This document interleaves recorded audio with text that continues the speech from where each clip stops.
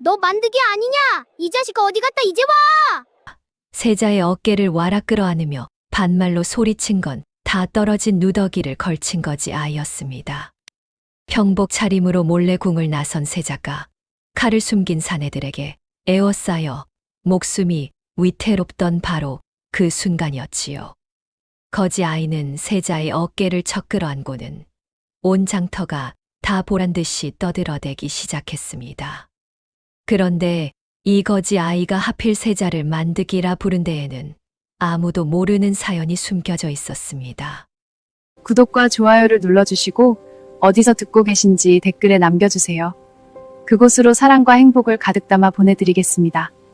자, 그럼 오늘도 감동적인 옛날 이야기 지금 바로 시작합니다. 한양 도성 안 봄볕이 따스하게 내려앉은 어느 날이었습니다. 궁궐 깊은 곳에서 한 젊은이가 수수한 옥색 도포로 갈아입고 있었지요. 갓을 눌러쓰고 거울 앞에 선 그 얼굴은 희고 단정했습니다. 서글서글한 눈매에 콧날이 고닫고 어디 하나 흠잡을 데 없는 귀한 인상이었습니다. 이 젊은이가 바로 이 나라의 세자였지요. 세자란 다음 임금이 될 사람, 곧 이 나라의 가장 귀한 아드님이지요. 그런 사람이 어찌하여 이런 허름한 차림을 하고 있었을까요? 저하, 정말 이대로 나가시려 하옵니까? 곁에 선 늙은 내관이 안절부절 못하며 물었습니다. 오늘만이요. 백성들이 어찌 사는지 내 두 눈으로 보고 싶소. 세자의 목소리는 부드러웠지만 뜻은 단단했습니다. 전하께서 아시면 소인은 목이 달아납니다. 그러니 아무에게도 말하지 마시오. 해 지기 전에 돌아올 터이니. 세자는 어려서부터 책 속의 백성과 담장 밖의 백성이 같은지 늘 궁금했지요. 편전에 앉아 신하들이 올리는 글만 읽어서는 알 수 없는 것이 있었지요. 쌀 한 되박에 울고 웃는 사람들의 진짜 얼굴, 그것을 보고 싶었습니다. 내관은 멀찍이 떨어져 따라오시오. 너무 붙으면 표가 나니. 예, 저하. 부디 몸 조심하시옵소서. 국문을 나선 세자의 발걸음은 가벼웠지요. 처음 밟아보는 저작거리는 책에서 본 것과는 비교도 되지 않았지요. 떡 파는 노파의 외침, 엿장수의 가위 소리, 비단 가게 앞에 모여든 안악들. 모든 것이 살아 숨 쉬고 있었습니다. 세상에 이리도 사람이 많은가. 세자는 나직이 중얼거렸습니다. 가슴이 두근거렸지요. 떡전 앞에서는 김이 모락모락 올라왔고 어물전에서는 비릿한 갯내가 풍겼습니다. 한 모퉁이를 돌자 솜씨 좋은 옹기장수가 항아리를 두드려 소리를 들려주고 있었습니다. 세자는 그 모든 것이 신기하기만 했지요. 바로 그 무렵 같은 저작거리의 다른 구석에는 또 한 명의 소년이 있었습니다. 잿빛으로 색이 다 빠진 누더기 저고리, 무릎이 해진 바지, 새끼줄로 질끈동인 허리. 떡진 더벅머리를 새끼줄로 대충 묶고 한쪽 발에만 집신을 꿰ν 맨발의 거지 아이였지요. 까무잡잡한 얼굴에 광대가 도드라졌고 입꼬리는 야무지게 올라가 있었습니다. 이름은 덕배, 나이는 16이었습니다. 덕배는 떡전 처마 밑에 쪼그려 앉아 사람들을 구경하고 있었지요. 남들은 그저 멍하니 앉아 있는 거지로 보았지만 덕배의 눈은 쉴 새 없이 움직였지요. 저 비단장수, 어제도 셈을 2번 틀렸지. 손이 떨리는 걸 보니 노름빚에 쫓기는 게야. 덕배는 혼자 중얼거렸습니다. 저 짐꾼은 웬 어깨가 처졌어. 무거운 걸 한쪽으로만 졌다는 뜻이지. 누가 가르쳐 준 것도 아니었습니다. 덕배는 그저 보기만 하면 알았지요. 한 번 본 얼굴은 잊는 법이 없었고 한 번 들은 말은 그대로 머릿속에 새겨졌지요. 사람들은 그런 덕배를 두고 그저 헛소리하는 거지놈이라 불렀습니다. 이놈아, 거기 앉아 있으면 장사에 방해된다. 저리 가. 떡전 주인이 손을 휘휘 내저었습니다. 아주머니, 그 떡 식어서 안 팔리는 거 한 입만 줍쇼. 대신 좋은 거 알려드릴 테니. 좋은 거, 거지 주제에 무슨. 저 골목 어기 약방 주인이 아주머니네 떡을 매일 사가던데. 요 며칠 안 보이지요? 그 집 아들이 알아 누워 그래요. 떡 한 접시 들고 문병 가보슈. 단골 하나 단단히 잡을 거요. 떡전 주인은 어이가 없어 웃다가 가만 보니 그럴듯 했지요. 식은 떡 한 덩이를 던져 주었지요. 녀석, 입만 살았구나. 덕배는 떡을 받아 우물우물 씹으며 씩 웃었습니다. 그렇게 한나절이 흐를 무렵이었지요. 덕배의 눈에 이상한 광경이 들어왔습니다. 옥색 도포를 입은 귀한 도련님 하나가 저작거리를 이리저리 구경하고 있었는데 그 뒤를 사내 넷이 따라붙고 있었지요. 처음에는 그러려니 했습니다. 한데 그 사내들의 걸음걸이가 영 수상했습니다. 저것들 장사치가 아니야. 덕배의 눈빛이 날카로워졌지요. 사내들의 발 디딤은 땅을 움켜쥐듯 묵직했습니다. 장터를 오가는 장사꾼의 종종 걸음이 아니라 무예를 익힌 자들의 걸음이었지요. 게다가 품속이 하나같이 불룩했습니다. 허리춤에 무언가 단단한 것을 숨긴 모양새였습니다. 칼이군. 덕배는 침을 꿀꺽 삼켰지요. 사내들은 도련님을 가운데 두고 천천히 거리를 좁히고 있었습니다. 도련님이 좁은 골목 쪽으로 한 발 들어서자 사내들의 걸음도 빨라졌지요. 저 도련님은 아무것도 모르는구나. 덕배는 한눈에 알아챘지요. 저 귀한 손, 일 한 번 해본 적 없는 저 매끄러운 손가락. 세상 물정 모르는 귀한 집 자재가 분명했습니다. 그런 자가 칼 든 사내 네색에 둘러싸여 인적 드문 골목으로 몰리고 있었습니다. 저놈들이 노리는 건 조용한 죽음이야. 덕배의 머릿속이 번개처럼 돌아갔지요. 사람 없는 골목에서 강도를 만난 척 그렇게 소리 없이 해치우려는 속셈이었지요. 관아도 그저 길거리 강도 사고로 넘길 터였습니다.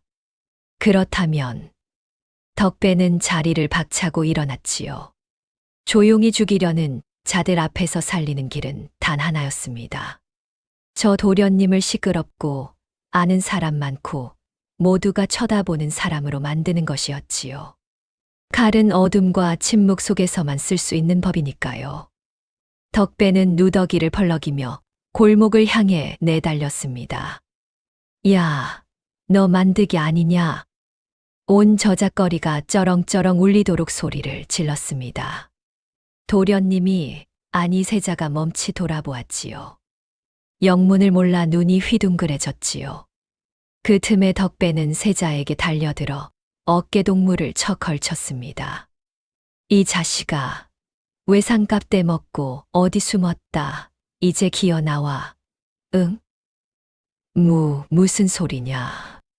나는 너를. 어허, 시치미 떼지 마. 내 어미가 너 찾는다고 동네방네 난리다, 이놈아. 세자는 어리둥절했지만 덕배의 눈이 무언가를 다급하게 말하고 있다는 것만은 느꼈습니다. 거리의 사람들이 하나둘 모여들기 시작했지요. 왜 저래 거지가 양반 도련님한테. 외상값이라는데 저 도련님이 거지한테 빚을 졌대. 세상에 별일이 다 있네. 구경꾼은 순식간에 불어났습니다. 떡전 주인도 비단장수도 엿장수도 가던 길을 멈추고 목을 빼고 쳐다보았지요. 덕배는 신이 난 듯 더 크게 떠들어댔지요. 이 도련님이 말이오. 작년 섣달에 내 술값을 단량이나 떼먹었소. 여기 증인도 많소. 골목 어귀에 멈춰선 사내 넷의 얼굴이 일그러졌습니다. 이런. 그들은 서로 눈빛을 주고받았지요. 수십 명의 눈이 쏠린 한복판에서 만득이라 불리며 빚쟁이 친구를 둔 저 도련님을 어찌 손쓸 수 있겠습니까? 칼을 뽑는 순간 온 장터가 증인이 될 판이었지요. 사내 하나가 이를 악물고 나지게 말했습니다. 오늘은 글렀다. 물러나자. 사내들은 슬그머니 인파 속으로 흩어졌지요. 덕배는 그 모습을 곁눈으로 확인하고는 세자의 소매를 잡아 끌었습니다. 가십시다, 도련님. 빨리. 어디로? 여기서 나가야 살아요. 어서. 덕배는 세자를 끌고 거지패가 모여 사는 뒷골목으로 잽싸게 파고들었습니다. 좁은 골목을 이리저리 꺾어 돌자 따라오던 그림자도 더는 보이지 않았지요. 한참을 달린 끝에 두 사람은 허름한 담벼락 뒤에 숨어 가쁜 숨을 골랐습니다. 너는 대체 누구냐? 세자가 숨을 헐떡이며 물었습니다. 보면 모르오. 거지요, 거지. 한데 어찌 나를 만드기라 불렀느냐? 나는 만드기가 아니다. 덕배는 그 말에 잠시 멈칫했지요. 사실 덕배 자신도 알 수 없었습니다. 위급한 순간 입에서 그냥 튀어나온 이름이었지요. 빚쟁이 친구를 지어내려면 아무 이름이나 불렀어도 됐을 텐데 하필 만드기라는 세 글자가 저절로 새어나온 것입니다. 글쎄 옳시다. 그냥 입에서 나왔소. 덕배는 머리를 긁적였지요. 자기도 모를 일이었습니다. 세자는 가만히 덕배를 바라보았지요. 이 꾀죄죄한 거지 아이가 방금 자신의 목숨을 구했다는 사실이 도무지 믿기지 않았습니다. 그것도 칼 든 자들이 자신을 노린다는 것을 한눈에 알아채고 말이지요. 내가 아니었다면 나는 위험한 줄도 모르고 골목으로 기어들어가던데. 도련님, 다음부턴 뒤를 좀 보고 다니쇼. 덕배는 능청스레 웃었습니다. 세자는 품에서 엽전 몇 잎을 꺼내 내밀었습니다. 이거라도 받아라. 사례다. 됐소. 사람 살리는데 무슨 까닭이 있고 삭시 있겠소. 덕배는 손사래를 쳤지요. 진짜와 가짜는 비단옷으로 가리는 게 아니라 칼 앞에 섰을 때 가려지는 법이요. 도련님은 아까 칼 앞에서 떨었지만 그래도 사람은 진국으로 보입디다. 그거면 됐소. 세자는 그 말에 가슴 한 구석이 묘하게 울렸습니다. 거지의 입에서 나온 말이라기엔 너무도 깊은 말이었지요. 하지만 그때는 그 말의 무게를 미처 헤아리지 못했습니다. 이름이 무엇냐? 덕배요. 덕배라 나는 서준이라 한다. 세자는 차마 자신의 신분을 밝히지 못했지요. 서준 도련님, 그럼 몸 조심하시오. 나는 이만 가보겠소. 덕배는 손을 휘휘 저으며 골목 저편으로 사라졌습니다. 세자는 멀어지는 그 뒷모습을 한참이나 바라보았습니다. 가슴 속에 까닭 모를 무언가가 남았지요. 세자는 그 길로 서둘러 궁으로 돌아왔지요. 멀찍이 떨어져 따라오던 내관이 사색이 되어 달려왔습니다. 저하, 어디 다치신 데는 없으십니까? 소인이 잠깐 한눈을 판 사이에 괜찮소. 한데 오늘 일은 그 누구에게도 발설하지 마시오. 세자는 단단히 일렀습니다. 하지만 세자는 미처 몰랐지요. 그 저작거리의 소동을 멀찍이서 지켜본 또 다른 눈이 있었다는 것을요. 물러났던 산의 내 가운데 우두머리가 곧장 어느 대감댁으로 향했습니다. 한양에서도 손꼽히는 권세가 좌의정 윤기태의 사가였지요. 짙은 자색 관복을 걸친 윤기태는 손에 단줄을 천천히 굴리며 사내의 보고를 듣고 있었습니다. 그리하여 거지 하나가 끼어드는 바람에 이를 그르쳤습니다. 거지가 윤기태의 가느다란 눈이 더욱 가늘어졌지요. 예. 한데 그 거지놈이 세자 저하를 보고 이상한 소리를 했습니다. 이상한 소리라. 만드기라 불렀사옵니다.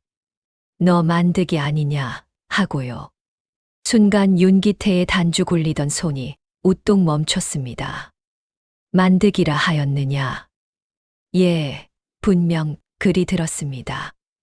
윤기태의 입가에 천천히 미소가 번졌습니다. 하지만 그 눈은 조금도 웃지 않았지요. 차가운 빛이 번뜩였습니다. 세상에 이런 우연이 다 있는가? 윤기태는 혼잣말로 중얼거렸습니다. 사내는 영문을 몰라 고개를 갸웃거렸지요. 대감, 그게 무슨... 되었다. 너는 그 거지놈이 어디 사는지 알아두어라. 기니 쓸 데가 있을 것이다. 사내가 물러간 뒤였지요.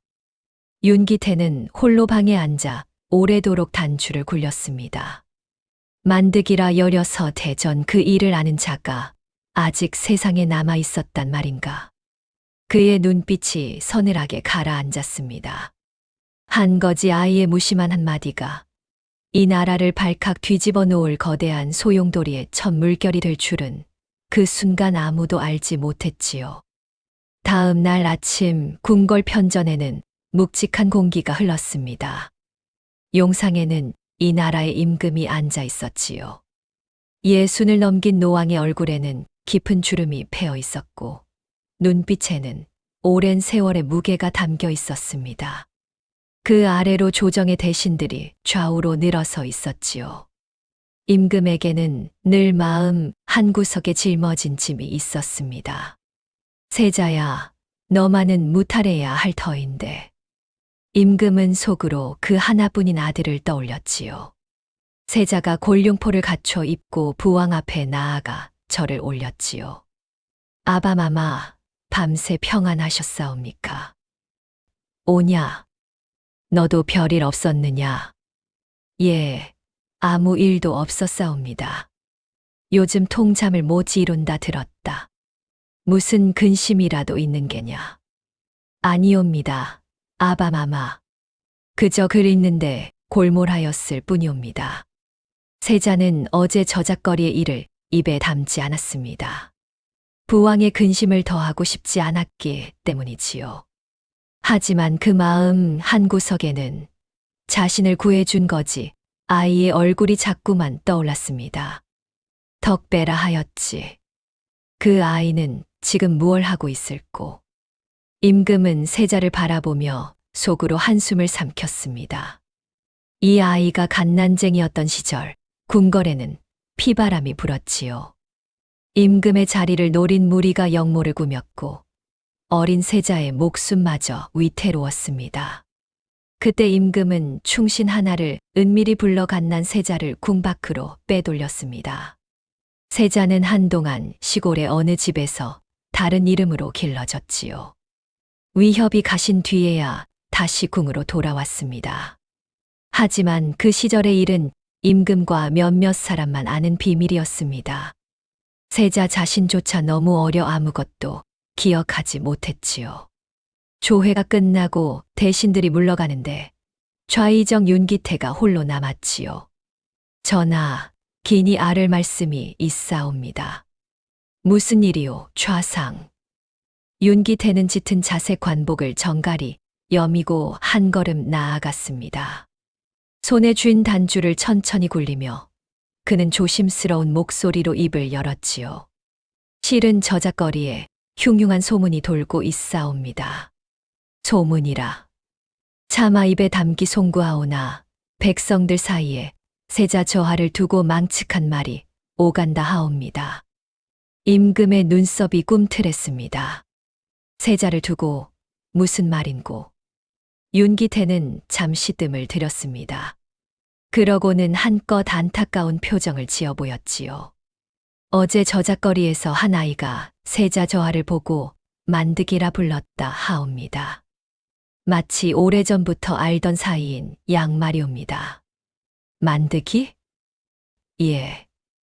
한낱 헛소문일 터이오나 백성이 수군대기를 지금의 세자가 진짜가 아니라 시골에서 자란 천출과 바꿔치기 된 것이 아니냐고 하옵니다. 순간 임금의 얼굴이 굳었습니다. 그것은 임금만 아는 비밀의 가장 아픈 곳을 찌르는 말이었기 때문이지요. 좌상, 말을 삼가시오. 임금의 목소리가 떨렸습니다. 세자는 내 친아들이오. 어찌 그런 망극한 소문을 함부로 옮긴단 말이오. 송구하옵니다. 전하. 하오나 소문이란 막지 않으면 들불처럼 번지는 법이옵니다. 백성의 입을 그냥 두면 머지않아 종묘사직이 흔들릴까 두렵사옵니다. 윤기태는 고개를 깊이 조아렸습니다. 겉으로는 더없이 충성스러운 신하의 모습이었지요. 하지만 그 가느다란 눈 속에는 차가운 계산이 번뜩이고 있었습니다. 하여 그 소문의 근원을 밝혀 백성을 안심시켜야 할 줄로 아뢰옵니다. 그 거지 아이를 잡아들여 진상을 가리는 것이 어떠하올는지요. 임금은 깊은 시름에 잠겼습니다. 세자는 발 너머에서 그 이야기를 듣고 가슴이 철렁 내려앉았지요. 만득이라니 어제 그 거지 아이가 나를 부른 그 이름이 아닌가. 세자의 머릿속이 어지러웠지요. 나를 구해준 그 아이가 나 때문에 잡혀 들어온단 말인가. 세자는 나직이 혼잣말을 내뱉었습니다. 좌상은 어찌하여 한낱 거지 아이를 저토록 잡으려 드는 것인가. 분명 다른 속셈이 있다. 세자는 입술을 깨물었지요. 한편 윤기태가 이토록 음흉한 계략을 꾸미는 데에는 깊은 까닭이 있었습니다. 16해 전 궁궐을 뒤흔든 그 영모의 진짜 주모자가 바로 윤기태 자신이었기 때문이지요. 임금의 자리를 노리고 일을 꾸민 것은 윤기태였습니다. 그러나 일이 어그러지자 윤기태는 죄를 다른 이에게 뒤집어 씌웠습니다. 그 억울한 희생양이 바로 충신 이정한이었지요. 이정한은 곧고 강직한 신하였지요. 윤기태의 음모를 눈치채고 임금께 고하려던 참이었습니다. 하지만 한 발 늦었지요. 윤기태가 먼저 손을 써서 이정한에게 영모의 누명을 씌운 것입니다. 이정한이 영모를 꾸며 싸웁니다. 증좌가 여기 있사옵니다. 윤기태가 내민 거짓 증좌 앞에서 이정한은 끝내 결백을 증명하지 못했습니다. 그리고 형장의 이슬로 사라졌지요. 그날 이정한의 어린 아들 하나도 함께 자취를 감추었습니다. 사람들은 그 아이도 죽었으려니 했지요. 하지만 그 아이는 어느 충직한 유모의 손에 이끌려 가까스로 목숨을 건졌습니다. 그 아이가 바로 지금의 덕배였습니다. 덕배는 자신의 출생을 알지 못했지요. 너무 어린 나이에 부모를 잃은 데다 살아남기 위해 이름도 내력도 모두 지운 채 거지로 떠돌았기 때문이지요. 다만 머릿속에 흐릿하게 남은 것이 있었습니다. 따뜻한 아랫목 자장가 한 소절, 그리고 어떤 아이와 함께 뛰놀던 마당의 흙냄새였지요. 하지만 덕배는 그것이 무엇을 뜻하는지 알지 못했습니다. 그날 오후 덕배는 거지패가 모여 사는 다리 밑에 있었습니다. 오늘도 또 너냐? 다 쓰러져 가는 움막 안에서 덕배는 품속을 뒤적여 무언가를 꺼냈지요. 반쪽짜리 엽전 한 잎이었습니다. 동그란 엽전을 한가운데로 쪼갠 듯 딱 절반만 남은 모양이었지요. 이게 대체 뭔지. 덕배는 그것을 손바닥에 올려놓고 가만히 들여다보았습니다. 이 반쪽 엽전은 덕배가 철들 무렵부터 늘 품에 지니고 다닌 것이었지요. 어디서 났는지 무슨 뜻인지 도무지 알 수 없었습니다. 다만 이것만은 절대 잃어버리면 안 된다는 마음이 가슴 깊은 곳에 새겨져 있었지요. 누가 줬더라 아무리 떠올리려 해도 안개 속이야. 덕배는 엽전을 햇빛에 비춰보았습니다. 이 반쪽짜리가 무슨 소용이람. 그래도 이상하게 버릴 수가 없단 말이지. 덕배는 한숨을 내쉬며 엽전을 다시 품에 넣었지요. 바로 그때였습니다. 다리 밑으로 그림자 몇이 들이닥쳤습니다. 관아의 포졸들이었지요. 내가 덕배라는 거지 놈이냐? 그렇소만 무슨 일이오? 잔말 말고 따라와라. 좌이정 대감의 명이시다. 포졸들은 다짜고짜 덕배의 팔을 비틀어 잡았습니다. 아니, 내가 무슨 죄를 졌다고? 좌이정 대감께서 친히 찾으시는데 까닭이 어디 있느냐? 어서 가자. 좌이정, 나 같은 거지를 좌이정 대감이 왜 찾는단 말이오? 그건 가서 내 입으로 들어라. 덕배가 발버둥 쳤지만 소용없었지요. 거지 하나쯤 끌고 가는데 까닭을 따질 포졸은 없었습니다. 덕배는 그 와중에도 머리를 굴렸습니다. 좌이정, 내가 좌이정을 알 리도 없고 좌이정이 나 같은 거지를 알 리도 없다. 그렇다면 어제 그 도련님 일이로구나. 덕배의 눈이 번뜩였습니다. 어제 그 도련님을 노린 자들이 보통 내기가 아니었어. 칼든 자 넷에 관아까지 움직인다. 보통 권세로는 안 될 일이지. 그 도련님 보통 사람이 아니었구나. 덕배는 끌려가면서도 어제의 일을 하나하나 되짚었습니다. 한 번 본 것은 잊지 않는 머리였지요. 사내들의 얼굴, 걸음걸이, 주고받은 눈빛까지 또렷이 떠올랐습니다. 포졸들에게 끌려가던 덕배 곁으로 한 노파가 황급히 다가왔습니다. 다 떨어진 무명 치마 저고리에 흰 머리수건을 두른 자그마한 체구의 할멈이었지요. 다름 아닌 거짓패 사이에서 덕배를 친손자처럼 돌봐온 분이 할멈이었습니다. 이보시오 포졸나리, 이 아이가 무슨 죄가 있다고 이러시오. 비키시오 할멈. 다칠라. 이 아이는 파리 한 마리 못 죽이는 착한 아이요. 차라리 이 늙은이를 잡아가시오. 덕배야, 덕배야. 분이 할멈은 끌려가는 덕배를 향해 애타게 손을 뻗었습니다. 그런데 그 순간 덕배를 부르는 분이 할멈의 눈빛이 이상하게 흔들렸지요. 단순히 놀라고 걱정하는 것만은 아니었지요. 무언가 깊은 두려움이 그 눈 속에 서려 있었습니다. 하필이면 좌이정이라니. 아이고, 이를 어쩌나. 할멈은 떨리는 목소리로 중얼거렸습니다. 분이 할멈은 덕배가 모르는 것을 알고 있었지요. 이 할멈이야말로 여려서 해전, 갓난 세자를 시골로 빼돌려 기른 바로 그 유모였기 때문이지요. 그리고 같은 집에서 충신 이정한의 어린 아들도 함께 거두어 길렀습니다. 두 아이는 한 아랫목에서 자랐지요. 갓난 세자는 만득이라 불렸고 이정한의 아들은 덕배라 불렸지요. 위협이 가시자 세자는 궁으로 돌아갔고 덕배는 할멈과 함께 세상을 떠돌게 되었습니다. 할멈은 그 모든 비밀을 가슴에 묻은 채 덕배가 다칠까 두려워 평생 입을 닫고 살아왔던 것입니다. 세자 저하와 우리 덕배가 어찌 다시 얽히고 만단 말인가. 할멈은 떨리는 손으로 가슴을 쓸어내렸지요.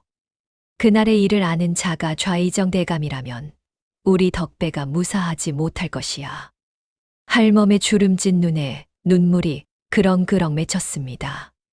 끌려가는 덕배는 그런 할멈의 속내를 알 리 없었지요. 할멈, 걱정 마슈. 내가 무슨 죄가 있다고. 곧 풀려날 거요. 덕배는 오히려 할멈을 안심시키려 큰 소리를 쳤습니다. 하지만 그 큰 소리와 달리 덕배의 가슴 한구석에는 서늘한 예감이 스쳤지요. 이거 생각보다 큰일에 휘말린 것 같은데. 포졸들의 손에 이끌려 덕배는 점점 멀어져 갔습니다. 그날 밤 좌이정 사가의 깊은 방. 윤기태는 오래된 신복 하나를 불렀습니다. 다부진 체격의 굵은 눈썹, 늘 어깨가 굽어있는 과묵한 사내, 박서방이었지요.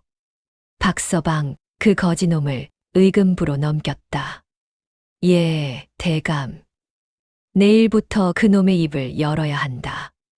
세자가 가짜라는 말을 제 입으로 토하게 만들어야지. 박서방은 고개를 숙인 채 아무 말이 없었습니다. 그런 박서방을 윤기태가 가느다란 눈으로 흘끔 보았지요. 왜, 무슨 할 말이라도 있느냐. 그 아이는 한낱 거지이옵니다. 정말 그런 일을 아는 자이겠습니까? 아는지 모르는지가 무엇 중요하냐. 내가 글이 만들면 글이 되는 것이다. 예, 대감. 분부대로 하겠습니다.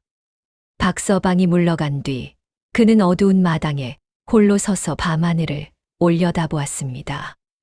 박서방의 가슴 속에는 누구에게도 말 못할 무거운 짐이 있었지요. 16해 전 충신 이정환이 누명을 쓰고 죽어가던 그날, 박서방은 윤기태의 명을 받아 그 거짓 증좌를 나른 사람이었습니다. 그날 이후로 박서방은 단 하루도 마음 편한 날이 없었지요. 내 손으로 나른 그 거짓 증좌가 죄 없는 충신을 죽였다. 죄 없는 이가 죽어가던 그 눈빛이 16해가 지나도록 박서방을 놓아주지 않았던 것입니다. 또 죄 없는 아이를 잡으려 하시는군요, 대감. 박서방은 굵은 주먹을 꽉 쥐었지요. 이번에도 모른 척 눈을 감아야 하는가. 16해를 그리 살아왔거늘. 박서방은 어금니를 깨물었지요. 그의 눈에 처음으로 오랜 충성과는 다른 빛이 어렸습니다. 의금부 옥사는 한낮에도 빛이 들지 않아 어두컴컴했습니다. 덕배는 차디찬 옥바닥에 끌려들어와 무릎이 꺾인 채 주저앉았지요. 곰팡내가 코를 찔렀고 어디선가 쇠사슬 끌리는 소리가 음산하게 울렸습니다. 여기가 의금부라 거지로 살면서 별꼴을 다 보는구나. 한 대 거지 하나 끌고 오는데 의금부식이나? 이거 단단히 잘못 걸렸구나. 덕배는 애써 능청을 떨었지만 속으로는 머리를 빠르게 굴렸습니다. 이윽고 위험 있는 발소리가 다가왔지요. 짙은 자색 관복을 입은 윤기태가 옥사 안으로 들어섰지요. 손에는 어김없이 단주가 쥐어져 있었습니다. 윤기태는 가느다란 눈으로 덕배를 위아래로 훑어보았습니다. 내가 그 거지놈이렸다. 거지는 맞소만 놈이라 부를 것까진 없잖소. 대감. 덕배가 천연덕스레 받아쳤지요. 윤기태의 눈썹이 꿈틀했지요. 입은 살았구나. 묻겠다. 어제 저작거리에서 어떤 도령을 만득이라 불렀느냐? 불렀소. 어찌하여 그리 불렀느냐? 그냥 아는 사람인 줄 알고 불렀소. 윤기태의 눈빛이 번뜩였습니다. 아는 사람, 그렇다면 그 도령이 정말 만득이라는 자였느냐? 시골에서 자란 천출 만득이 말이다. 덕배는 그 말에 잠시 멈칫했습니다. 무언가 이상했지요. 한낱 거지가 양반 도령을 잘못 불렀다고 의금부까지 끌려올 일이 아니었습니다. 그런데 윤기태는 자꾸만 천출만득이라는 말에 힘을 주고 있었지요. 이자가 원하는 답이 따로 있구나. 그 도령을 가짜로 몰고 싶은 게야. 덕배는 속으로 중얼거렸지요. 덕배의 머릿속에 어제의 정황이 번개처럼 꿰어졌습니다. 그 도령을 노린 칼잡이들, 관할을 움직이는 권세, 그리고 가짜로 몰려는 이 늙은이. 그 도령은 보통 사람이 아니다. 어쩌면 아주 높은 분일지도 몰라. 윤기태가 한 걸음 다가섰습니다. 잘 들어라, 거지야. 내가 본 그 도령은 진짜가 아니다. 시골에서 자란 천출이 높은 자리를 도둑질한 가짜지. 너는 그저 그자가 만드기가 맞다. 어릴 적부터 알던 사이다. 그리 증언만 하면 된다. 그러면 내게 큰 상을 내리마. 평생 먹고 살 재물에 거지 신세도 면하게 해주마. 달콤한 말이었지요. 한데 만약 거절한다면? 덕배가 물었습니다. 그땐 내 목이 이 자리에서 달아날 것이다. 거지 하나 죽는 거야. 누가 알겠느냐. 윤기태의 목소리가 서늘하게 가라앉았습니다. 덕배는 입을 다물었지요. 머릿속이 복잡하게 돌아갔지요. 그 도령이 누구인지는 몰라도 자신이 살린 사람이었습니다. 그런데 이제 그자를 가짜라 증언하면 큰 상을, 아니라 하면 죽음을 준다는 것이었지요. 거짓말 한마디면 거지 신세를 면한다. 한데 그 거짓말이 그 도령을 죽일 거야. 덕배는 어제 자신이 했던 말을 떠올렸습니다. 사람 살리는데 무슨 까닭이 있고 삭시 있겠느냐고. 그 말을 한 입으로 이제 와서 그 사람을 해칠 수는 없었지요. 대감, 내 한 가지만 묻겠소. 무엇이냐? 그 도령이 진짜든 가짜든 그게 대감과 무슨 상관이오? 대감은 어찌하여 그리 그 도령을 가짜로 만들고 싶어 하시오? 순간 윤기태의 얼굴이 굳었습니다. 거지 주제에 정곡을 찔러온 것이었지요. 윤기태는 잠시 말문이 막혔다가 이내 차갑게 웃었습니다. 건방진 것. 죽고 싶어 환장을 했구나. 답을 못 하시는 걸 보니 캥기는 게 있긴 한가 보오. 덕배가 씩 웃었습니다. 윤기태는 분을 사귀며 옥리에게 명했지요. 저놈을 손봐 주어라. 입을 열 때까지. 옥리들이 덕배를 끌어내 매질을 시작했습니다. 바른 대로 말해라. 그 도령이 만드기가 맞다고. 모른다 하지 않았소. 잘못 본 거라고. 매가 등을 후려칠 때마다 덕배는 이를 악물었지요.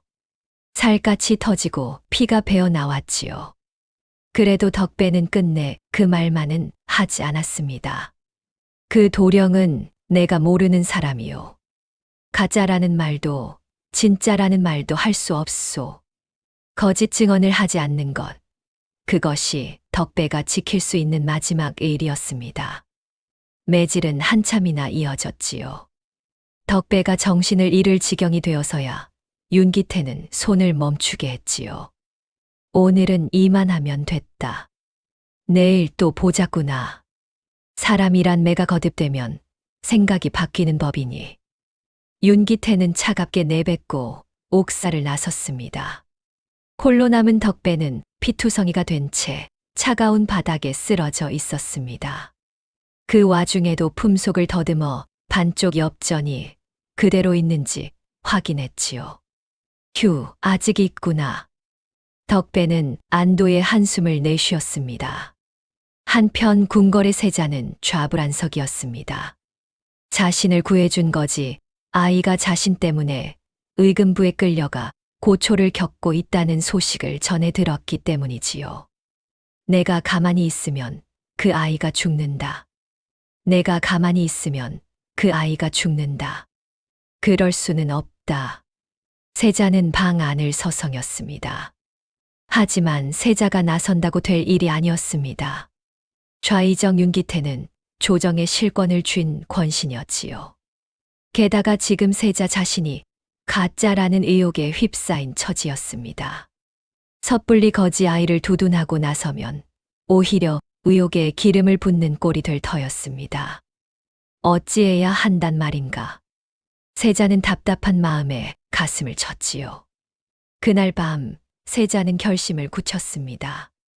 앉아서 그 아이가 죽기를 기다릴 수는 없다. 내 눈으로 보고 내 입으로 물어야겠다. 세자는 다시 한번 평복으로 갈아입었지요. 이번에는 자맹이 아니라 목숨을 건 결단이었지요. 세자는 믿을 만한 옥리 하나를 은밀히 매수해 한밤중에 의금부 옥사로 숨어들었습니다. 어두운 옥사 안 피투성이로 쓰러져 있는 덕배를 발견한 순간 세자의 가슴이 무너졌습니다. 덕배야. 덕배는 흐릿한 눈을 떴지요. 누구요? 나다. 어제 내가 구해준 서준이다. 세자는 옥문 창살 사이로 손을 뻗었습니다. 덕배는 그 얼굴을 알아보고는 헛웃음을 지었지요. 서준 도령. 여긴 어쩐 일이오. 잡혀온 사람 구경이라도 왔소. 미안하다. 나 때문에 내가 이 고초를. 도령 때문이 아니오. 다 내 팔자소관이지. 덕배는 애써 대수롭지 않은 척했습니다. 하지만 그 목소리에는 힘이 없었지요. 세자는 차마 말을 잊지 못했습니다. 덕배야, 솔직히 말하마. 나는 그저 도령이 아니다. 그건 진작에 알았소. 무어라? 덕배가 피식 웃었습니다. 칼잡이 내시 노리고 좌의정이 직접 움직이는 도령이 어디 흔하겠소. 도령은 보통 사람이 아니오. 아주 높은 분이겠지. 안 그렇소. 세자는 깜짝 놀랐지요. 이 거지 아이는 자신이 아무 말도 하지 않았는데 정황만으로 모든 것을 꿰뚫어 보고 있었던 것이지요. 내 말이 맞다. 나는 이 나라의 세자다. 세자가 마침내 신분을 밝혔습니다. 덕배는 잠시 눈을 크게 떴다가 이내 다시 픽 웃었지요. 그럴 줄 알았소. 어쩐지 손이 너무 곱더라니. 한데 지금 나는 가짜라는 의혹에 몰려 있다. 좌의정이 너를 시켜 나를 가짜로 몰려는 것이다. 내가 거짓 증언만 하면 큰 상을 받을 게다. 그러니 뭐요? 거짓 증언을 하라는 거요. 덕배가 세자의 말을 가로챘습니다. 아니다. 그 반대다. 나는 내가 거짓 증언을 하지 않은 걸 안다. 매를 맞으면서도. 그래서 고맙고 미안하다. 세자의 눈에 눈물이 맺혔습니다. 일면식도 없던 거지 아이가 자신을 위해 목숨을 걸고 매를 맞아준 것이었지요. 내 반드시 너를 여기서 구해내마. 그리고 좌의정의 음모도 밝혀내겠다. 세자 저하, 마음은 고맙소만 저하부터가 가짜로 몰린 처지 아니오.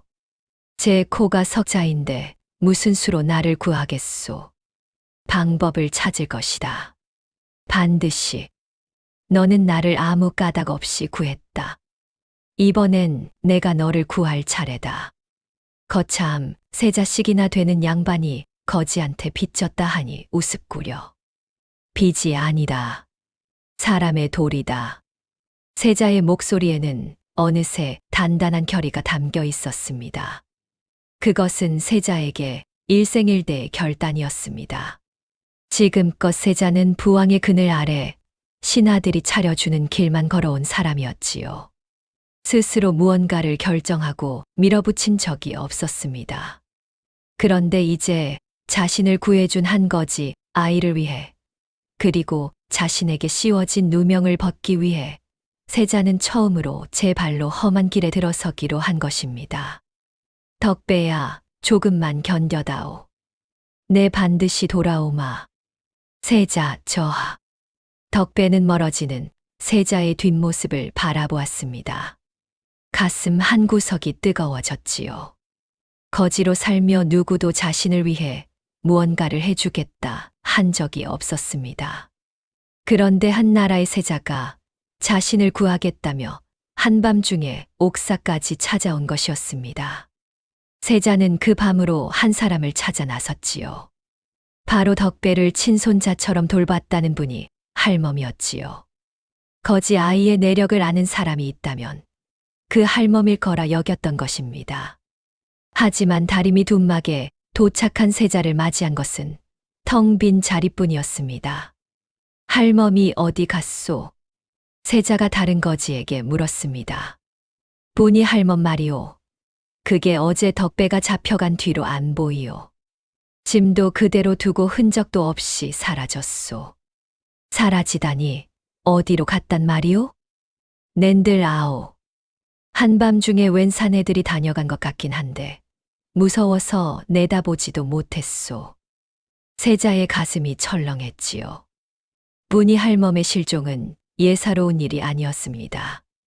무언가를 아는 사람이 갑자기 사라진다는 것은 누군가 그 입을 막으려 했다는 뜻일 수 있었지요.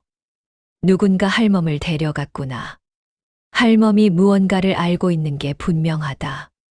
세자는 직감했습니다. 어두운 밤하늘 아래 세자는 주먹을 꽉 쥐었습니다. 덕배도 할멈도 반드시 구해내겠다. 그리고 이 모든 일의 뒤에 숨은 진실을 내 손으로 파헤치고 말겠다. 세자의 결의에 찬 눈빛이 어둠 속에서 형형하게 빛났지요. 좌이정 윤기태의 사가 깊은 곳, 빛이 들지 않는 헛간이 하나 있었습니다.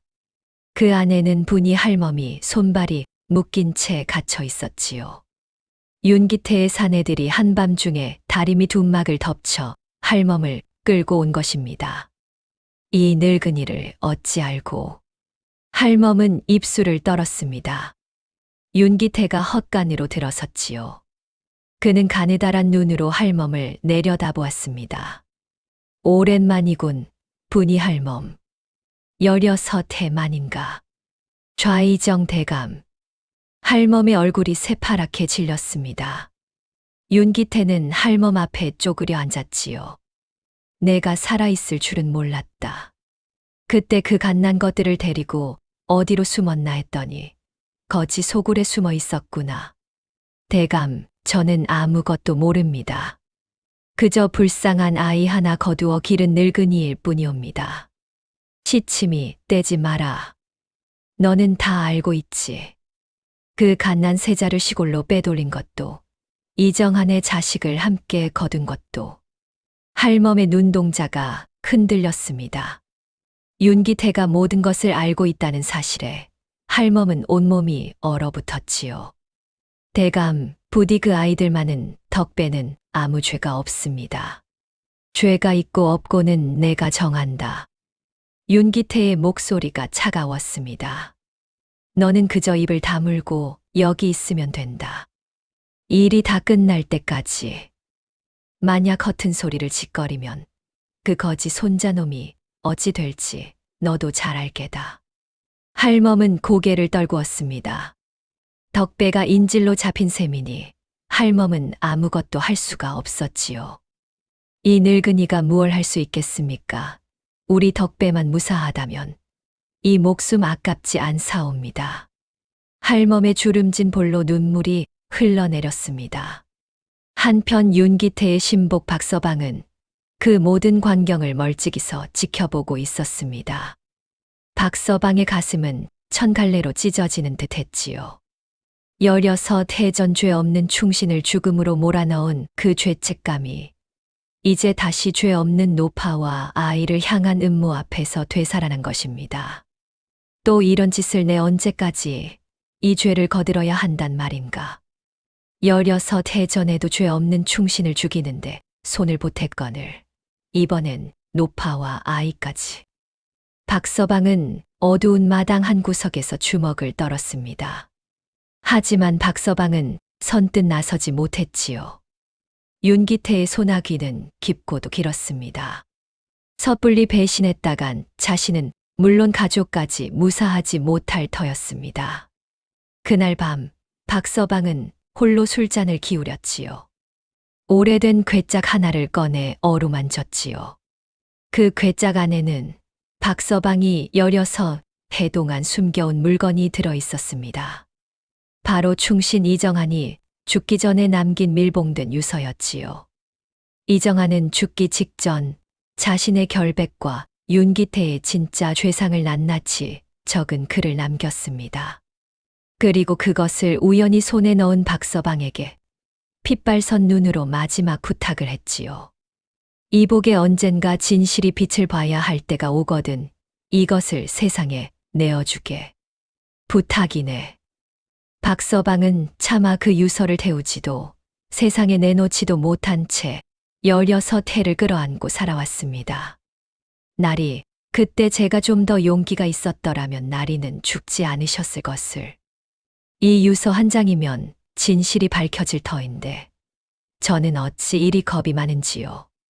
박서방은 유서를 어루만지며 중얼거렸지요. 하지만 그때는 모든 것이 너무 늦은 듯 했습니다. 이정한은 이미 죽었고 그 아들마저 어디로 갔는지 알 수 없었으니까요. 그런데 이제 그 아들이 살아 돌아온 것입니다. 덕배라는 이름의 거지 아이가 되어서 말이지요.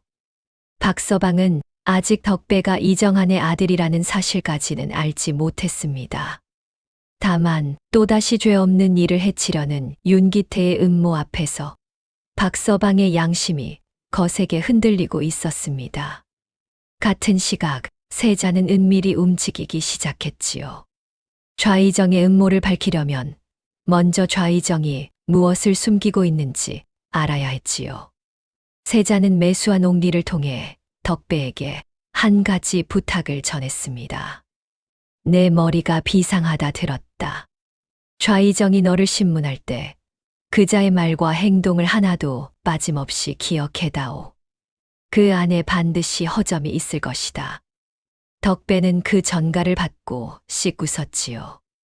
기억하는 거라면 내 전문이지. 좋소, 세자 저하.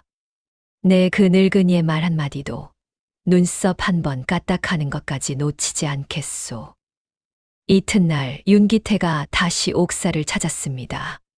생각이 좀 바뀌었느냐 거지야. 바뀌긴요. 한대 대감, 어제 하신 말씀 중에 이상한 게 하나 있습디다. 무엇이? 대감은 그 도령을 시골에서 자란 천출 만드기라 하셨소. 한데 나는 그 도령을 그냥 만드기라 불렀을 뿐 시골이니 천출이니 한 적이 없소. 대감은 그걸 어찌하셨소? 윤기태의 얼굴이 살짝 굳었습니다. 덕배는 그 미세한 표정 변화를 놓치지 않았지요. 게다가 대감은 그 도령이 어딘가 높은 자리에 있다는 것도 이미 알고 계신 듯하오. 안 그러면 한낱 거지가 양반 도령 잘못 부른 걸 가지고 이 난리를 칠 까닭이 없잖소. 닥쳐라. 윤기태가 버럭 소리를 질렀습니다. 하지만 덕배는 물러서지 않았지요. 대감은 그 도령의 정체를 나보다 더 잘 알고 계시오. 그러면서 가짜라 우기는 걸 보면 진짜를 가짜로 만들어야 할 까닭이 있는 게지. 그렇잖소. 윤기태의 손이 부르르 떨렸습니다. 거지 아이 하나가 자신의 음모를 꿰뚫어 보고 있다는 사실에 윤기태는 등골이 서늘해졌습니다. 이놈 보통 내기가 아니다. 한낱 거지가 아니야. 윤기태는 마음속으로 경계심을 곤두세웠지요. 내 놈이 입만 살아가지고 좋다. 어디 누가 이기나 보자. 윤기태는 분을 사기며 옥사를 나섰습니다. 홀로 남은 덕배는 윤기태가 내뱉은 말 한마디 한마디를 그 표정과 손짓까지 모조리 머릿속에 새겨 넣었습니다. 천출 시골, 높은 자리 그리고 16해전. 이 늙은이가 흘린 조각들을 맞춰보면 뭔가 나오겠지. 덕배의 비상한 머리가 빛을 발하기 시작했지요. 덕배는 옥중에 갇힌 채로도 그동안 보고 들은 모든 것을 하나하나 되짚었지요. 윤기태가 흘린 16해전이라는 말, 천출 만드기라는 표현, 그리고 세자를 가짜로 몰려는 집요함. 이 모든 조각이 하나의 그림으로 모이고 있었습니다. 16해전에 무슨 일이 있었던 게야. 그 일에 좌의정이 깊이 얽혀 있고 세자 저하가 그 한복판에 있다. 그렇다면 덕배는 자신도 모르게 품속의 반쪽 엽전을 만지작거렸습니다. 이상하게도 생각에 잠길 때마다 손이 저절로 그 엽전을 찾았지요. 며칠 후 세자는 옥리를 통해 덕배가 알아낸 것들을 전해 들었습니다. 16해전이라 그때 나는 갓난아이였다. 그 무려 궁에 무슨 일이 있었는지 나는 아무것도 모른다. 한데 어찌하여 좌의정은 그 시절을 들먹이는 것일까? 세자는 깊은 생각에 잠겼지요. 자신의 출생과 어린 시절에 무언가 비밀이 있다는 직감이 들었습니다. 부왕은 늘 자신을 애틋하게 그러나 어딘가 조심스럽게 대했지요. 마치 무언가를 숨기는 사람처럼 말입니다. 아바마마께 직접 여쭤봐야겠다.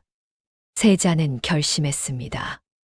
그날 저녁 세자는 부왕을 찾아갔습니다. 아바마마, 한 가지 여쭐 것이 있사옵니다. 16해전 소자가 갓난아이였을 적에 궁에 무슨 일이 있었사옵니까? 순간 임금의 얼굴이 굳었지요.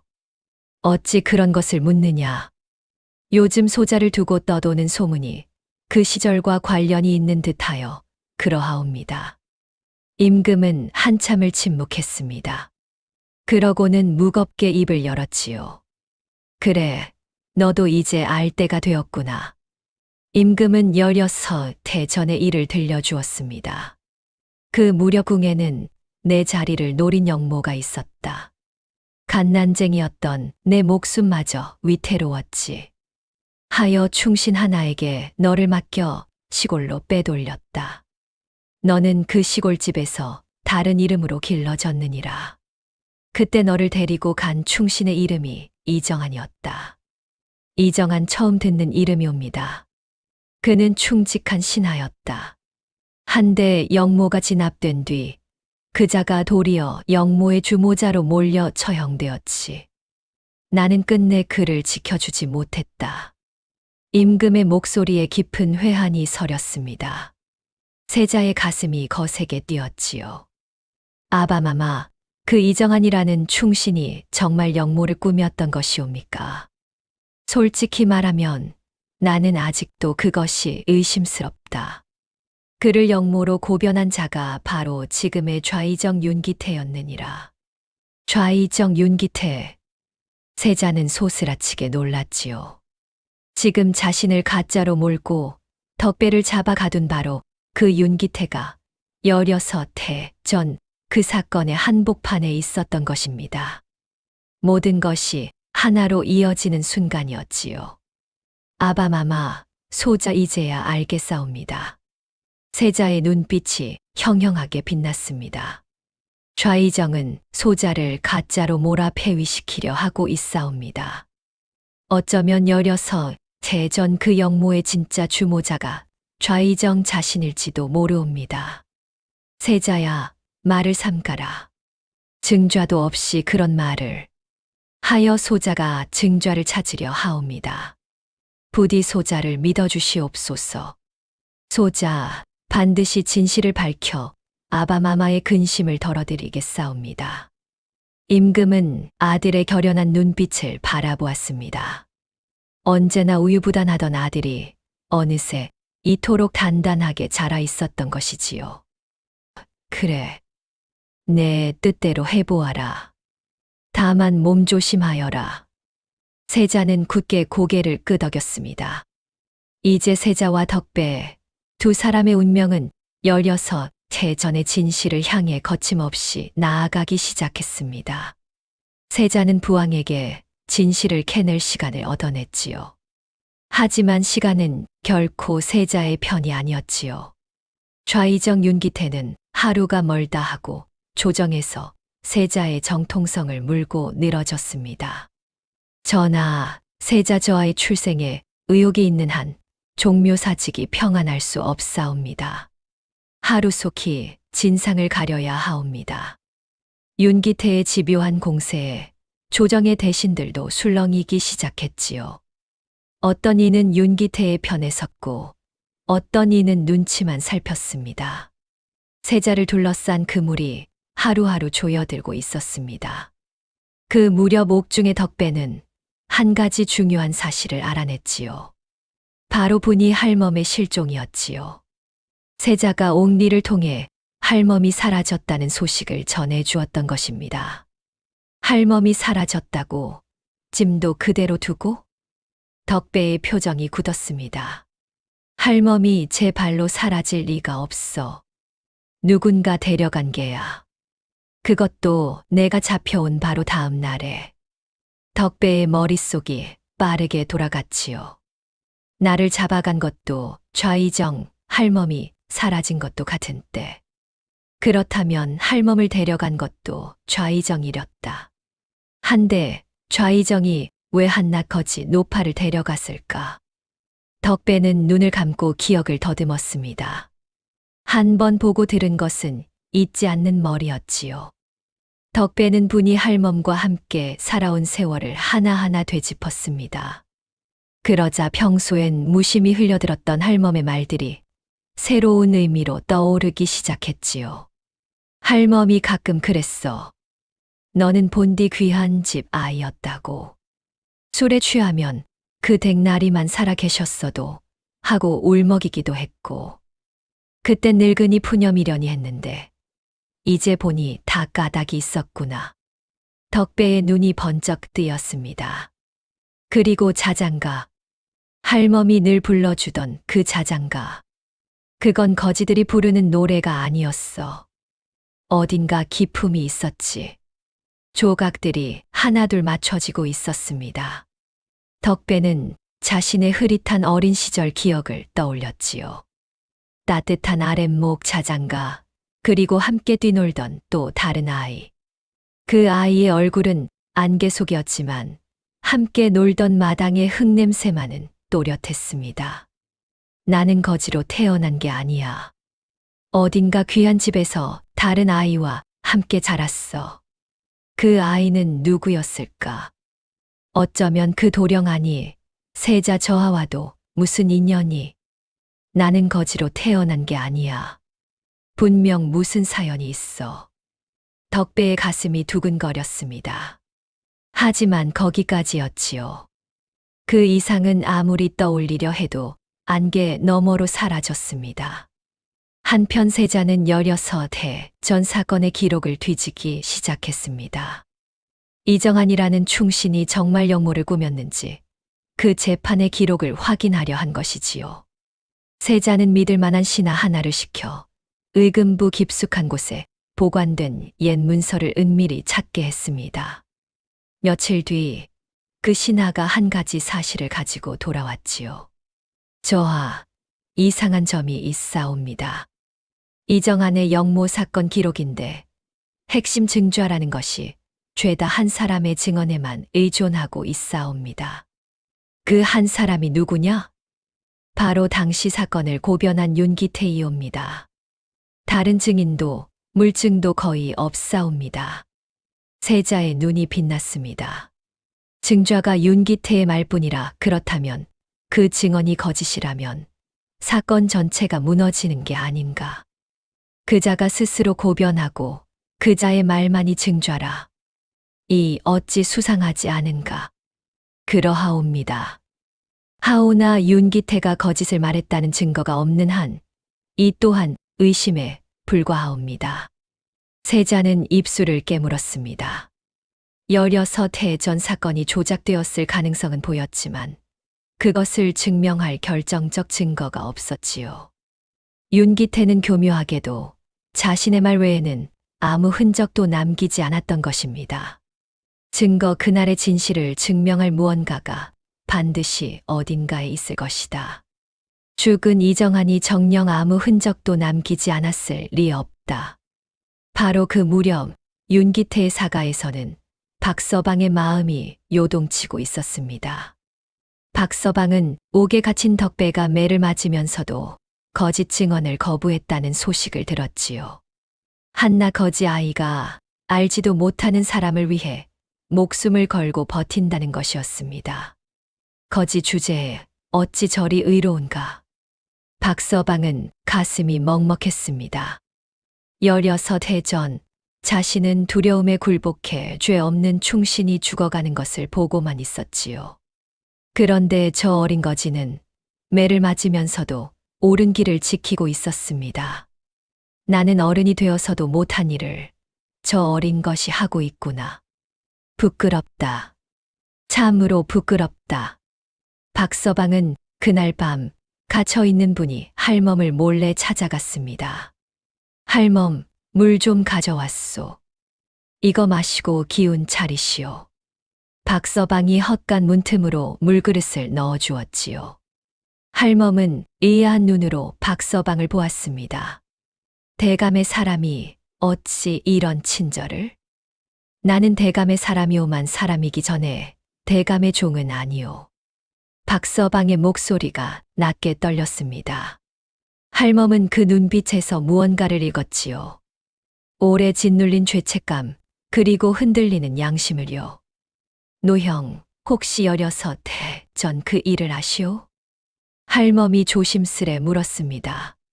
박서방의 어깨가 움찔했지요. 아오, 내가 그 거짓 증좌를 나른 사람이오. 할멈의 눈이 커졌습니다. 그럼 노형은 이정한 나리께서 억울하게 돌아가신 것을 아시는 게로군요. 그렇소. 그리고 그 죄책감으로 나는 16해를 지옥처럼 살아왔소. 노형, 그 죄책감을 이제 그만 내려놓으시오. 진실을 바로 세우는 것이 속죄의 길이오. 할멈 말이 옳소. 네, 이제 결심했소. 두 사람은 어둠 속에서 서로를 마주 보았습니다. 16해 동안 각자 가슴에 묻어온 비밀을 처음으로 나누는 순간이었지요. 할멈은 떨리는 목소리로 진실을 털어놓았습니다. 노형, 그 옥에 갇힌 덕배라는 아이가 바로 이정한 나리의 아드님이요. 박서방은 벼락을 맞은 듯 굳어버렸습니다. 무어라. 그 거지 아이가 이정한 나리의 아들을. 내가 그 아이를 거두어 길렀소. 갓난 세자 저하와 한 집에서 말이오. 세자 저하는 만득이라 불렸고 그 아이는 덕배라 불렀지요. 박서방의 온몸이 떨렸지요. 그토록 죄책감에 시달리던 충신의 아들이 지금 옥에서 매를 맞고 있다는 것이었지요. 그것도 자신이 모시는 윤기태의 손에 말입니다. 하늘이 무심치 않으시구나. 죽은 나리께서 아들을 이리로 보내신 게야. 박서방의 눈에서 굵은 눈물이 흘러내렸습니다. 나리의 아드님이 살아 계셨다니. 그리고 그 아이가 지금 옥에서 매를 맞고 있다니. 이 무슨 기막힌 운명이란 말이오. 더는 못 본 척할 수 없다. 이번에야말로. 박서방은 더 이상 망설일 수가 없었습니다. 16해 전 비겁하게 외면했던 그 진실을 이제는 바로 세워야 했지요. 죄 없는 충신의 아들을, 그리고 그 옛 충신의 명예를 더는 짓밟히게 둘 수 없었습니다. 할멈, 내게 이정한 나리의 유서가 있소. 나리께서 돌아가시기 전 진실을 적어 남기신 것이요. 유서가 있다고요? 할멈의 얼굴에 처음으로 희망의 빛이 스쳤습니다. 그렇소. 그 유서에는 윤기태의 진짜 죄상이 낱낱이 적혀 있소. 이것만 세상에 내놓으면. 박서방의 목소리에 결의가 어렸지요. 하지만 바로 그때 헛간 밖에서 인기척이 들렸지요. 누구냐? 윤기태의 다른 수하가 순찰을 돌다 박서방을 발견한 것입니다. 박서방 아니요. 이 야밤의 헛간 앞에서 무얼 하시오. 할멈이 하도 소란을 피우기에 조용히 시키러 왔소. 박서방은 황급히 둘러댔습니다. 다행히 수아는 별 의심 없이 돌아갔지요. 하지만 박서방의 등에는 식은땀이 흥건했습니다. 박서방은 서둘러 자리를 떴습니다. 할멈, 조금만 기다리시오. 내 반드시 이 유서를 옳은 곳에 전하리다. 노형, 부디 조심하시오. 그리고 우리 덕배를. 알겠소. 그 아이도 할멈도 내 반드시 지키겠소. 박서방은 어둠 속으로 사라졌지요. 16해 만에 마침내 묻혔던 진실이 빛을 향해 움직이기 시작한 것이지요. 이제 진실의 열쇠는 세 갈래로 모이고 있었습니다. 세자는 사건이 조작되었음을 알아냈고 박서방은 유서를 내놓기로 결심했지요. 이제 곧 모든 것이 제자리를 찾을 것이다. 세자도 그렇게 믿었습니다. 모든 것이 진실을 향해 순조롭게 나아가는 듯 보였지요. 이제 됐어. 곧 진실이 밝혀질 거야. 조금만 더 버티면 돼. 덕배는 옥중에서 희망을 품었습니다. 세자도 박서방도 분이 할멈도 같은 희망을 품었지요. 하지만 그들은 미처 알지 못했습니다. 늙은 여우 윤기태가 그 모든 움직임을 이미 눈치채기 시작했다는 것을요. 윤기태의 사가, 깊은 밤. 윤기태는 가느다란 눈을 더욱 가늘게 뜨고 있었습니다. 요즘 박서방의 거동이 수상하다. 무언가 마음이 흔들리는 게야. 윤기태는 오랜 세월 사람을 부려온 자였지요. 신복의 미세한 변화를 놓칠 리 없었습니다. 세자도 옛 기록을 들춰보는 모양이고 옥중의 거지놈은 자꾸 헛소리를 짓거린다지. 그리고 박서방까지 거동이 수상하니 이거 영 마음에 걸리는구나. 윤기태는 단주를 천천히 굴렸습니다. 이것들이 한데 엮이면 곤란하지. 그 전에 싹을 잘라야겠다. 윤기태의 입가에 서늘한 미소가 번졌지요. 진실을 향해 나아가던 이들의 발밑에 무서운 함정이 입을 벌리고 있었던 것입니다. 늙은 여우 윤기태의 반격은 치밀하고도 잔인했습니다. 윤기태는 먼저 자신의 발밑부터 단속하기로 했지요. 거동이 수상해진 신복 박서방, 그자가 무언가를 숨기고 있다는 것을 윤기태는 직감했습니다. 박서방을 은밀히 살펴라. 그자가 무얼 감추고 있는지. 윤기태의 명에 따라 수하들이 박서방의 뒤를 캐기 시작했지요. 그리고 며칠 지나지 않아 충격적인 사실이 드러났습니다. 대감 박서방의 방에서 이것을 찾았사옵니다. 수하가 내민 것은 바로 이정한의 밀봉된 유서였습니다. 윤기태의 손이 부르르 떨렸지요. 이것은 이정한의 유서가 아니냐.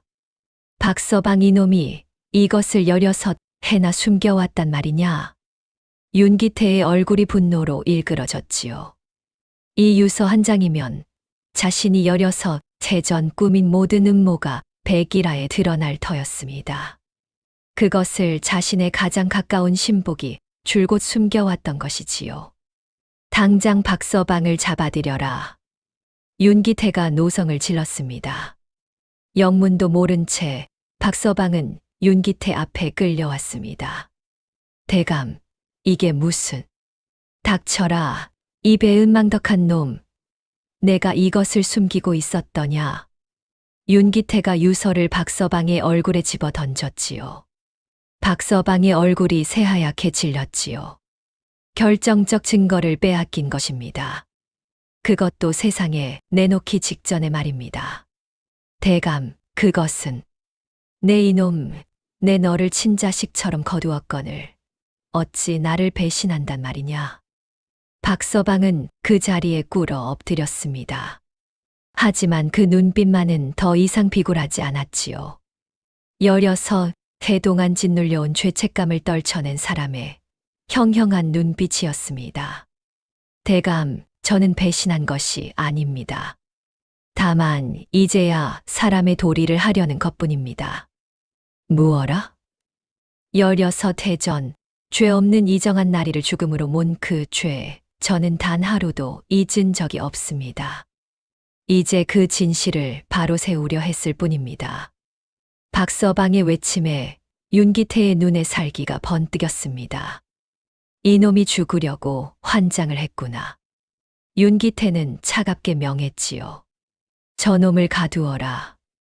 그리고 아무도 모르게 처리해라.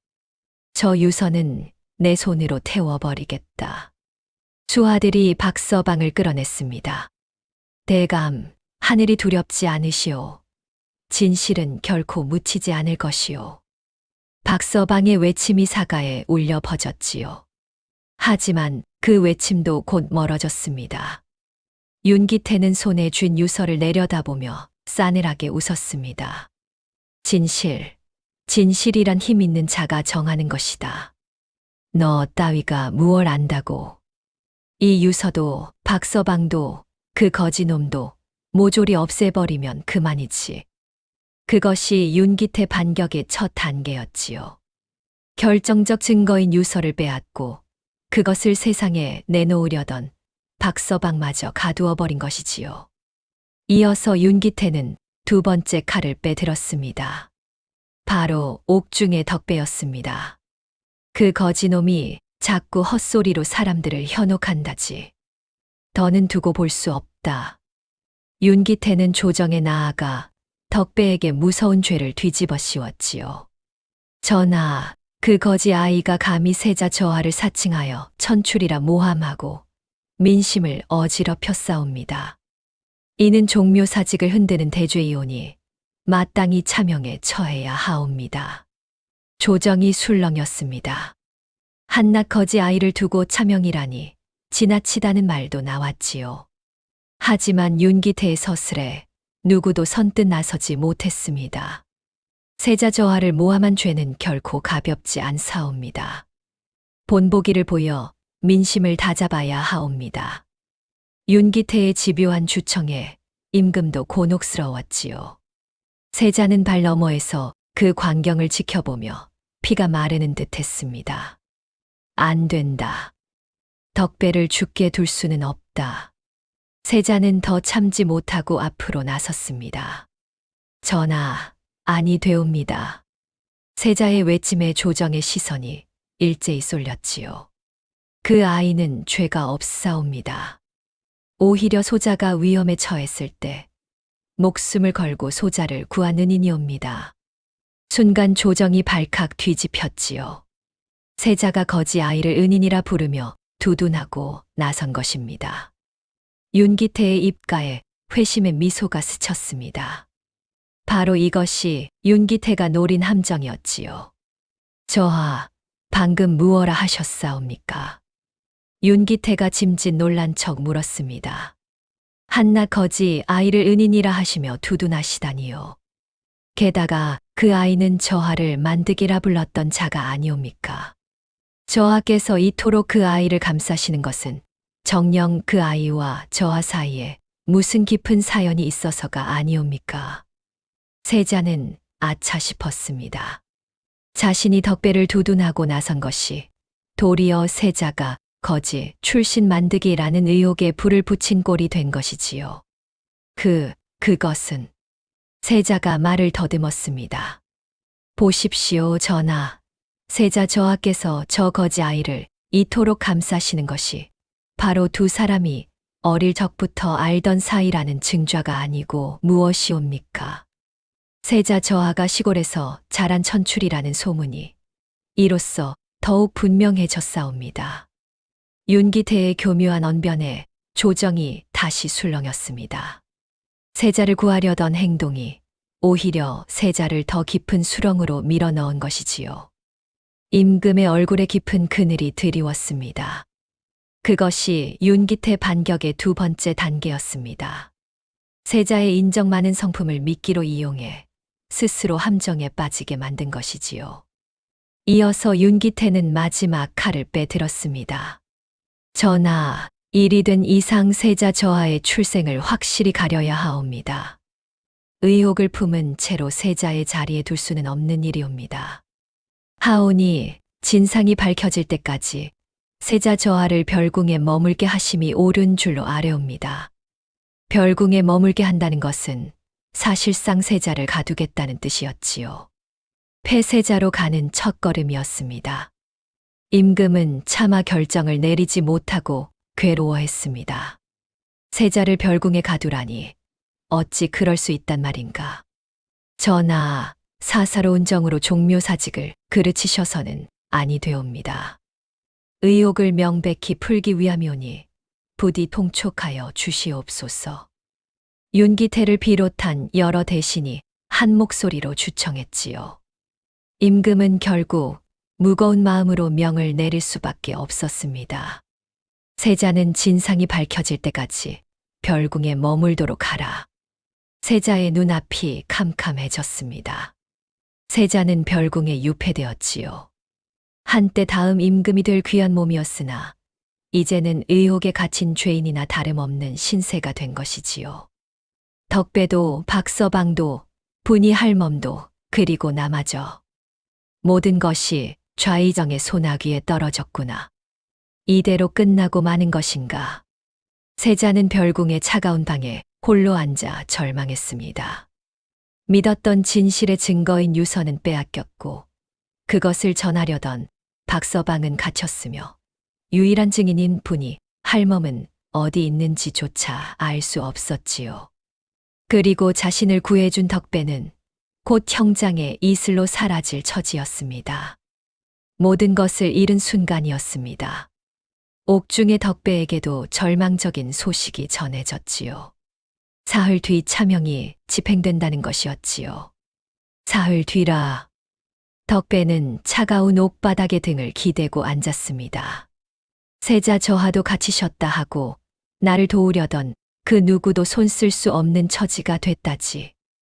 이거 정말로 끝인가? 덕배는 품속의 반쪽 엽전을 꺼내 들여다보았습니다.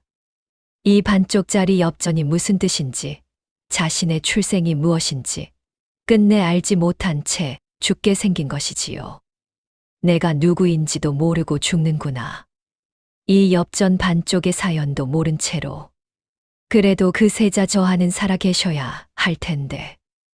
덕배의 눈에 처음으로 눈물이 맺혔습니다. 지금껏 어떤 매질에도 울지 않던 덕배였지요. 하지만 자신이 누구인지조차 모르고 죽는다는 사실 앞에서는 그 단단한 마음도 무너져 내렸습니다. 엄마 아니, 엄마 얼굴도 기억이 안 나. 아버지가 누군지도 몰라. 덕배는 반쪽 엽전을 꼭 쥐었습니다. 그 작은 쇠조각만이 자신의 알 수 없는 뿌리와 이어진 유일한 끈이었지요. 어두운 옥사 안에서 덕배는 그렇게 홀로 흐느꼈습니다. 같은 시각 별궁의 세자도 깊은 어둠 속에 잠겨 있었습니다. 내가 무력하여 나를 구해준 은인조차 지키지 못하는구나. 세자는 자신의 무력함을 통탄했지요. 그러다 문득 세자는 품속에서 무언가를 꺼냈습니다. 어마마마의 유품이라며 어릴 적부터 간직해온 반쪽짜리 엽전 한 잎이었습니다. 어마마마 소자, 이제 어찌해야 하옵니까? 세자는 그 엽전을 바라보며 중얼거렸지요. 세자는 알지 못했지요. 자신이 쥔 이 반쪽 엽전과 덕배가 옥중에서 쥐고 흐느끼는 그 반쪽 엽전이 본디 하나였다는 사실을 말입니다. 두 사람의 운명은 그렇게 가장 어두운 밤 속에서 같은 끈으로 이어져 있었습니다. 별궁의 가장 깊은 밤이었습니다. 세자는 어마마마의 유품인 반쪽 엽전을 손에 쥔 채 뜬 눈으로 밤을 지새우고 있었지요. 사방이 칠흑같이 어두웠고 마음속은 그보다 더 어두웠습니다. 내가 무엇을 할 수 있단 말인가? 갇힌 몸으로. 세자는 깊은 절망에 빠졌지요. 그런데 문득 저작거리에서 덕배가 했던 말이 떠올랐습니다. 진짜와 가짜는 비단옷으로 가리는 게 아니라 칼 앞에 섰을 때 가려지는 법이요. 거지 아이의 입에서 나왔던 그 말이 어둠 속에서 또렷이 되살아났지요. 세자는 그 말의 뜻을 곱씹었습니다. 칼 앞에 섰을 때 가려진다 그래. 지금이 바로 그 칼 앞이 아닌가. 세자의 눈에 다시 빛이 돌아오기 시작했지요. 비단옷을 입었다 하여 진짜가 되는 것도 아니요. 누더기를 걸쳤다 하여 가짜가 되는 것도 아니다. 덕배는 거지였으나 누구보다 의로웠고 좌의정은 비단옷을 둘렀으나 누구보다 추악하다. 세자는 자리를 박차고 일어났습니다. 내가 진짜라면 칼 앞에서 진짜임을 증명하면 될 일이다. 갇혀서 절망할 것이 아니라. 세자는 그제야 깨달았습니다.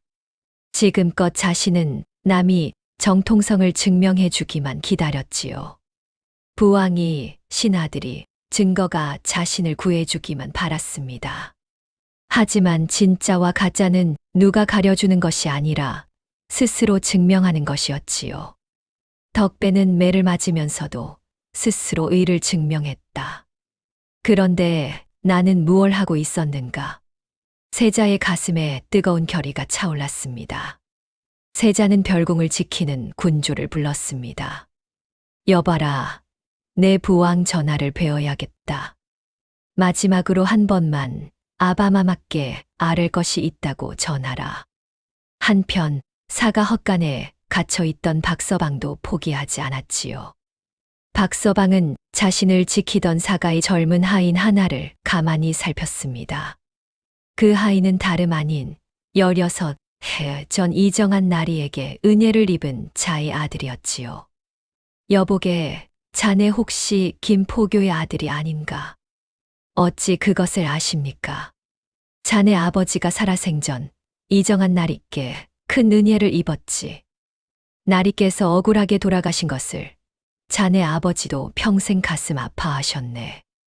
하인의 눈빛이 흔들렸습니다. 박서방은 그 틈을 놓치지 않았지요. 내게 그 이정한 나리의 결백을 밝힐 길이 있네. 한데 나는 일이 갇혔으니 자네가 좀 도와주게.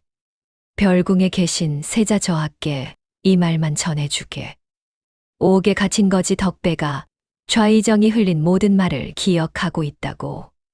그 아이의 머릿속에 답이 있다고 말일세. 그게 무슨. 그 아이는 한 번 보고 들은 것은 절대 잊지 않네. 좌이정이 제 입으로 흘린 죄의 단서들이 그 아이 머릿속에 죄다 들어있어. 세자 저하께 그것을 쓰시라 전해주게. 하인은 한참을 망설이다 마침내 고개를 끄덕였지요. 세자가 마지막으로 부왕을 뵙기를 청하자 임금은 이를 허락했습니다. 아바마마, 소자 마지막으로 한 가지 청이 있사옵니다. 무엇이냐, 세자야. 내일 만조백관이 모인 자리에서 소자의 출생을 가리는 자리를 마련해 주시옵소서. 소자, 그 자리에서 진짜와 가짜를 가리겠나이다. 만약 소자가 가짜라면 그 자리에서 어떤 벌이든 달게 받겠사옵니다. 세자의 눈빛은 그 어느 때보다 단단했지요. 임금은 아들의 결연한 모습에 마음이 움직였습니다. 좋다. 마지막 기회를 주마. 옥에 갇힌 그 거지 아이도 내가 원한다면 그 자리에 부르마. 그날 밤 그 하인을 통해 박서방의 전갈이 세자에게 닿았습니다. 덕배의 머릿속에 답이 있다. 세자는 그 말을 곱씹었지요. 그래. 좌이정은 덕배를 신문하며 제 입으로 많은 말을 흘렸을 것이다. 덕배라면 그 말을 한마디도 빠짐없이 기억하고 있겠지. 세자는 손뼉을 탁 쳤습니다. 빼앗긴 유서도 사라진 증인도 중요했지요. 하지만 가장 강력한 무기는 옥에 갇힌 거지 아이의 비상한 머릿속에 있었던 것입니다. 덕배야, 내 머리가 우리 모두를 살릴 것이다. 다만 한 가지 마음에 걸리는 것이 있었지요. 바로 빼앗긴 유서였습니다. 그것이 윤기태의 손에 있는 한 언제 불타 없어질지 몰랐습니다. 유서를 되찾아야 한다. 한데 좌이정의 사가는 경비가 삼엄하니 세자는 고심했지요. 그런데 덕배를 지키던 옥졸 또한 박서방의 부탁을 전해 들어 덕배에게 유서에 관한 이야기를 일러두었지요.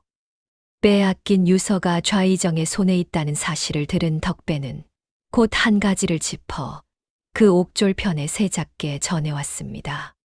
좌이정은 의심이 많아 그런 물건을 사람 손에 맡기지 않소. 제 눈에 보이는 곳, 제 서재의 깊은 곳에 두었을 거요. 그리고 그자는 큰일을 앞두면 반드시 그 물건을 한번 확인하는 버릇이 있소. 내가 신문 받을 적에 그자의 소매자락에 묻은 먹 자국과 종이 부스러기를 똑똑히 봤소. 며칠 전에도 무언가를 몰래 꺼내 보았다는 뜻이요. 큰일을 앞둔 지금 그자는 분명 그 유서를 곁에 두고 만지작거릴 거요. 세자는 손뼉을 쳤지요. 역시 덕배로구나. 갇혀서도 그자의 옷에 묻은 것 하나로 유서의 행방까지 짚어내다니. 문제는 시간이었지요. 대전의 자리가 열리기 전에 윤기태가 유서를 태워버리면 그만이었습니다. 실제로 윤기태는 그 자리를 앞두고 마지막 화근을 없애기로 마음먹고 있었지요. 세자가 제 발로 출생을 가리는 자리를 청했다. 어리석은 것. 그 자리에서 아주 끝장을 내주마. 한데 그 전에 윤기태는 서재 깊은 곳에서 이정한의 유서를 꺼냈습니다. 이 화근부터 없애야지. 이것만 제가 되면 죽은 이정한이 무덤에서 살아나와도 나를 어쩌지 못한다. 윤기태는 촛불 가까이 유서를 가져갔지요. 바로 그 순간이었습니다. 멈추시오. 세자가 보낸 무관들이 서재로 들이닥쳤습니다. 부왕의 은밀한 윤허를 받아 덕배가 짚어준 바로 그 서재를 급습한 것이지요. 한 발만 늦었어도 유서는 한 줌 재가 될 뻔했습니다. 내 놈들이 감히 좌의정의 사가를. 윤기태가 유서를 불 속에 던지려 했지만 무관이 날쌔게 그 손목을 낚아챘지요. 유서는 모서리만 살짝 그을린 채 가까스로 무관의 손에 들어왔습니다. 같은 시각 다른 무관들은 헛간에 갇혀 있던 분이 할멈을 찾아내 구해냈습니다. 마침내 운명의 날이 밝았지요. 만조백관이 모인 대전에 세자가 당당히 들어섰지요. 그 곁에는 옥에서 풀려난 덕배도, 구출된 분이 할멈도, 그리고 갇혔다 풀려난 박서방도 함께였습니다. 좌의정 윤기태는 그 광경을 보고 흠칫했지요. 죽은 줄 알았던 자들이 한자리에 모두 살아 모인 것입니다. 이것이 어찌 된 일이냐. 윤기태의 얼굴이 일그러졌습니다. 하지만 그는 곧 특유의 차가운 미소를 되찾았지요. 늙은 여우는 그리 쉽게 무너지지 않았습니다. 먼저 세자가 입을 열었습니다. 좌상, 그대는 나를 시골에서 자란 천출 가짜라 하였소. 좋소. 그렇다면 오늘 이 자리에서 진짜와 가짜를 가려봅시다. 세자는 분이 할멈을 돌아보았지요. 할멈, 내가 어릴 적 들었다는 그 자장가를 불러주시오. 분이 할멈이 떨리는 목소리로 자장가를 부르기 시작했습니다. 그것은 흔한 자장가가 아니었지요. 어딘가 기품이 서린 옛 궁중에서 전해 내려오던 가락이었습니다. 그 노래가 대전에 울려 퍼지는 순간 세자의 눈이 크게 흔들렸지요. 이 자장가는 어렴풋이 이 노래를 들으며 자란 기억이 난다. 그러자 분이 할멈이 눈물을 흘리며 아뢰었습니다. 저하의 왼쪽 어깨에는 오래된 화상 자국이 있을 것이옵니다. 옷깃을 풀어 보여주시옵소서. 세자는 흠칫했지요. 자신조차 까맣게 잊고 있던 어깨의 흉터를 할멈이 먼저 짚어낸 것입니다. 세자가 옷깃을 풀어 왼쪽 어깨를 드러냈습니다. 과연 그곳에는 오래된 화상 자국이 선명하게 남아 있었지요. 전하, 저 화상 자국은 이 늙은이가 똑똑히 기억하옵니다.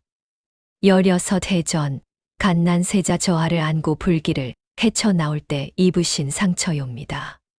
제가 직접 약을 발라 치료해 드렸사옵니다. 임금의 눈에서 눈물이 흘렀지요. 오, 그래.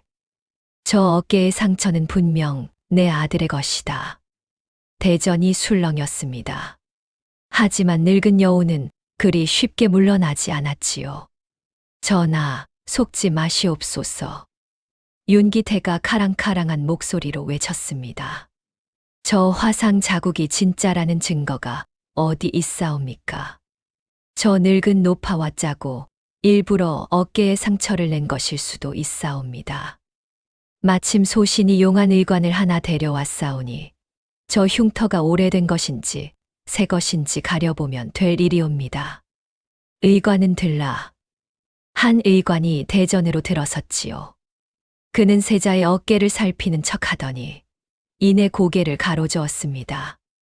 아래옵기 송구하오나 이 흉터는 오래된 것이 아니옵니다. 근래에 일부러 낸 자국으로 보이옵니다. 순간 대전이 발칵 뒤집혔습니다. 무어라. 그렇다면 역시 가짜란 말인가. 세자 저하께서 흉터를 조작하셨다는 게냐. 대신들이 술렁였지요. 임금의 얼굴에도 다시 의혹의 그늘이 드리웠습니다. 세자조차 당황했지요.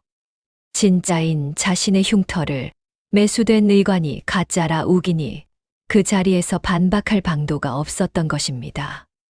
윤기태의 입가에 회심의 미소가 번졌습니다. 보십시오, 전하.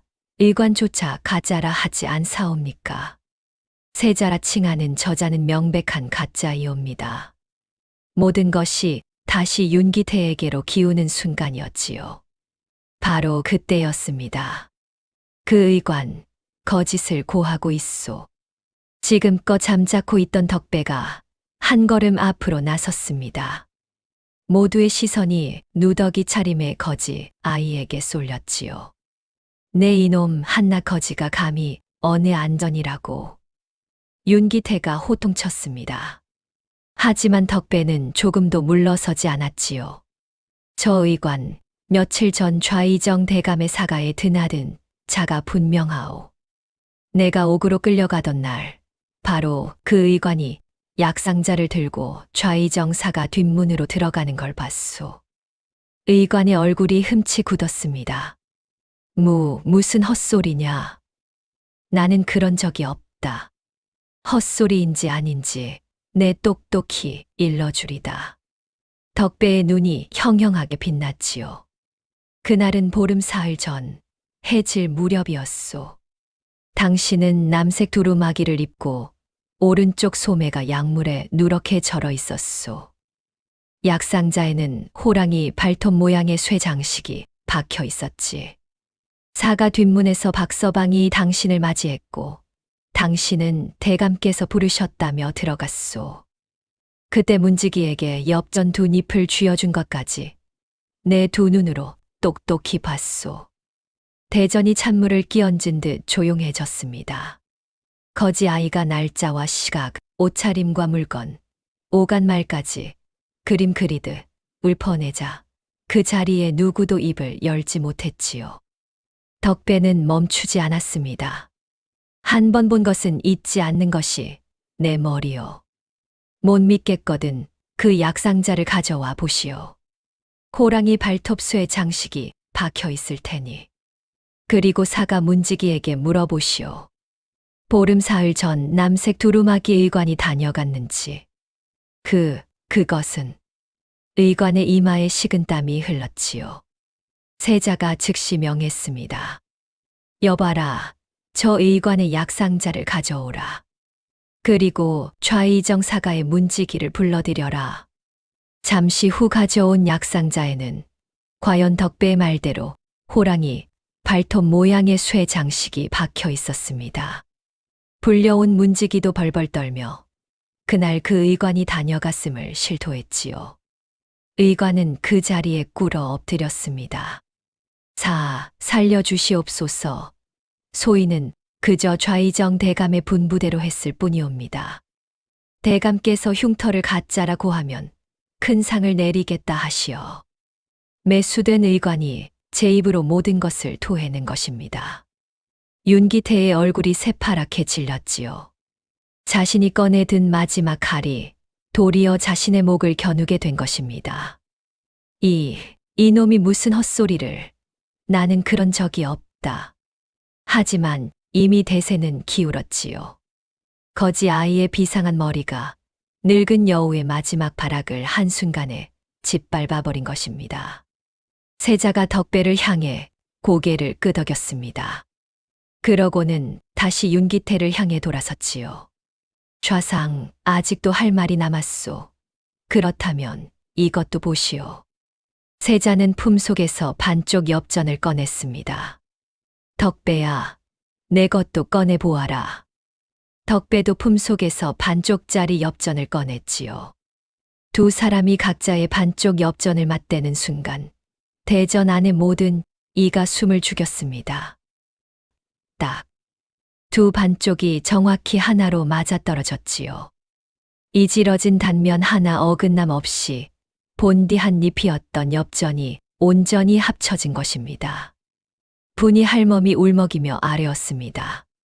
저 엽전은 이 늙은이가 두 아이에게 나눠준 것이옵니다.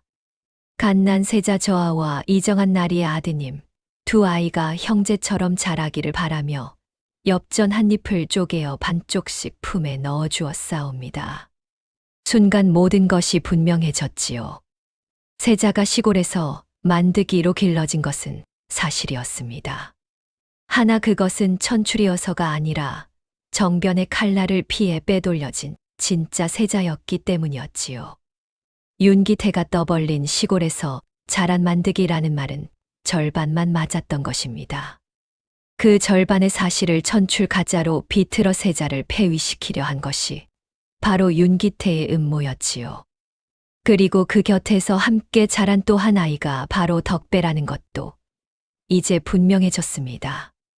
그날 내가 부른 만드기는 헛소리가 아니었소. 덕배의 목소리가 떨렸습니다. 내 마음 깊은 곳에 잠들어 있던 어릴 적 형제의 이름이 저절로 튀어나온 것이요. 이제 남은 것은 윤기태의 영모를 밝히는 일이었지요. 세자는 박서방을 돌아보았지요. 박서방, 그대가 지킨 것을 이 자리에 내놓으시오. 박서방이 앞으로 나아가 모서리가 그을린 이정한의 밀봉유서를 두 손으로 받들어 올렸습니다. 전하, 이것은 16전 억울하게 돌아가신 충신 이정한 나리께서 남기신 유서이옵니다. 소인이 죄책감에 짓눌려 숨겨왔으나 이제 진실을 밝히고자 바치옵니다. 유서가 펼쳐지고 그 내용이 낭독되었지요. 유서에는 충격적인 진실이 담겨 있었습니다. 16해 전의 영모는 이정한이 아니라 바로 좌이정 윤기태가 꾸민 것이었다는 것. 윤기태가 임금의 자리를 노리고 이를 꾸몄으나 실패하자 자신의 죄를 눈치챈 충신 이정한에게 누명을 씌워 죽였다는 것. 그 모든 전말이 이정한의 필체로 낱낱이 적혀 있었지요. 이것은 위조다. 가짜 유서다. 윤기태가 발악했습니다. 그러자 박서방이 한 걸음 나섰지요. 위조가 아니옵니다. 그 거짓 증좌를 대감의 명으로 나른 자가 바로 소인이옵니다. 소인이 모든 것을 증언하겠나이다. 신복이었던 박서방의 배신은 윤기태에게 마지막 결정타였습니다. 가장 가까이서 모든 음모를 함께한 자가 그 음모의 전말을 낱낱이 증언하고 나선 것이지요. 더 이상 윤기태가 빠져나갈 구멍은 없었습니다. 좌상 윤기태는 듣거라. 임금이 진노하여 외쳤지요.